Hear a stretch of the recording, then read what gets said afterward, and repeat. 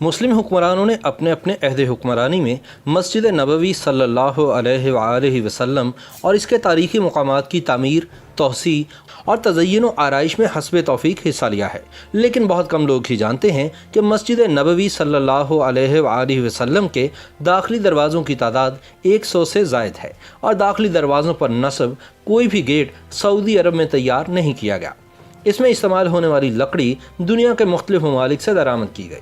اس کے نقش و نگار اور تیاری کا عمل اسپین اور امریکہ سمیت مختلف ممالک میں انجام پایا۔ مسجد نبوی صلی اللہ علیہ وآلہ وسلم کے ہر دروازے کا وزن 1.25 ٹن ہے، تاہم اسے ہاتھ کے ہلکے دباؤ سے بھی حرکت دی جا سکتی ہے۔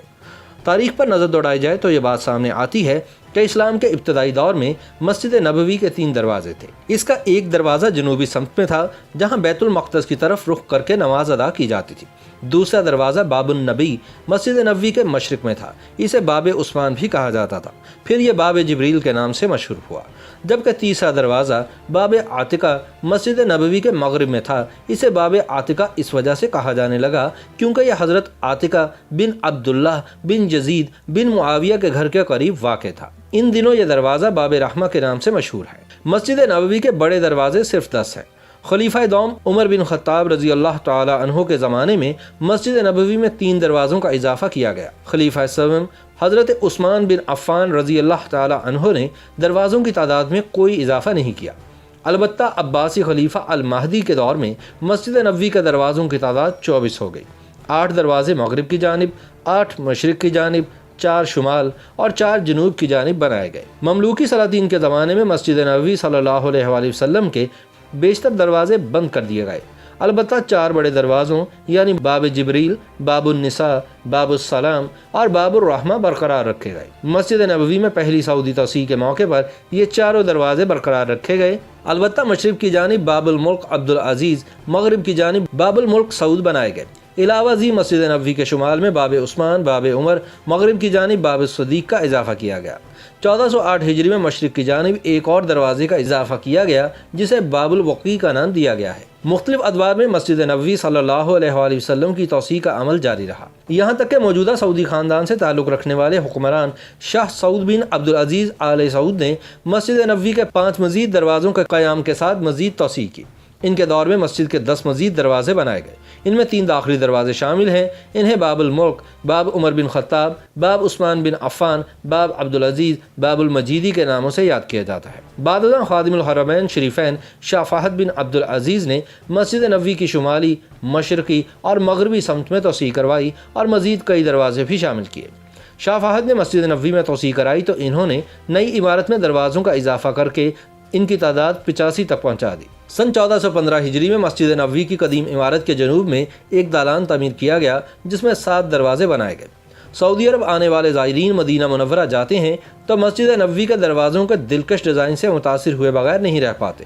جو زائر بھی مسجد الحرام کے شہر میں پہنچتا ہے، شاہ فہد کے زمانے میں کی گئی توسیع کے دروازے دیکھ کر ششدر رہ جاتا ہے۔ مسجد نبوی کے دروازے اعلیٰ ترین بین الاقوامی خصوصیات سے آراستہ ہیں۔ شاہ فہد کے زمانے میں مسجد نبوی کی توسیع کے موقع پر 7 کشادہ داخلے کے مقامات بنائے گئے، ان میں سے 3 شمال کی طرف جبکہ 2 مشرق اور مغرب کی جانب واقع ہیں۔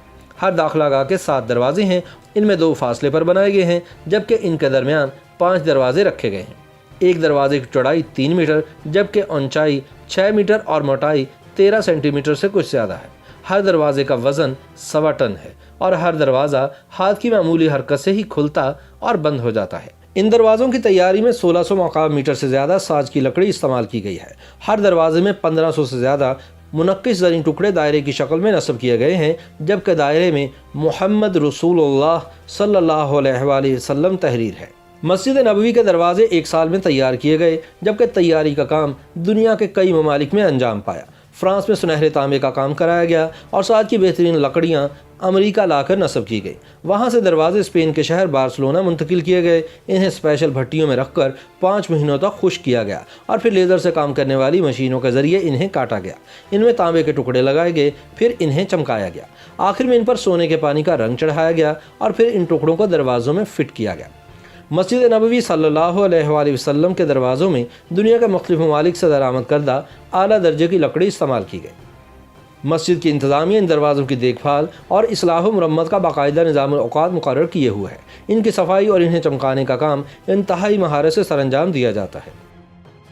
YouTube پر گوگلی نیوز دیکھنے کے لیے youtube.com کی سرچ بار میں googly news T V type کریں۔ گوگلی نیوز کے پیج پر سرخ رنگ کے سبسکرپشن والے بٹن پر کلک کرنا نہ بھولیے۔ YouTube پیج پر اپلوڈ ہونے والی ویڈیوز سے باخبر رہنے کے لیے بیل آئیکن پر کلک کیجیے۔ آپ کو ہر نئی ویڈیو کے بارے میں نوٹیفیکیشن موصول ہو جائے گا۔